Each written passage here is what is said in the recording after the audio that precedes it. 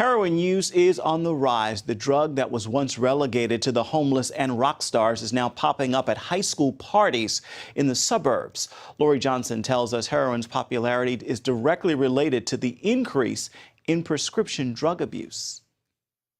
Millions of American adults and teenagers are addicted to the prescription painkillers Vicodin and OxyContin, so much so that they'll do anything to get them, even kill.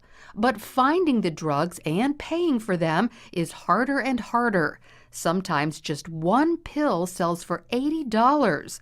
So addicts, like this woman, often switch to the painkiller's cousin, heroin, because it's easier to find, cheaper, and packs a bigger punch than painkillers. If you hear about something that's like that, only 100 times stronger, I can definitely see the appeal. But the appeal fades quickly. Soon it takes more of the drug to get the same high, that feeling that becomes the only thing in life that matters. It's horrible. It's horrible because you don't want to do it anymore, but you just don't really have any choice.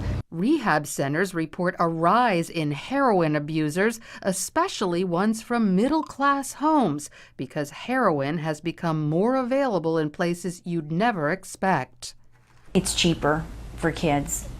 I mean, because that's the question you ask. Why did you start with heavier drugs than alcohol? And most of them tell you it's easier to get than alcohol. Therapist Linda Mintle says there's only one way to break the bondage of heroin addiction. This is not about willpower. You cannot will yourself off of this type of biological pull that is in the brain. So you really need to have something bigger than yourself, and the transcendent power of God, the relationship with Christ, who is in you, who can help you, who can strengthen you to do all things, is absolutely necessary in any addiction treatment. Mindel says people can die from a heroin overdose the very first time they use it.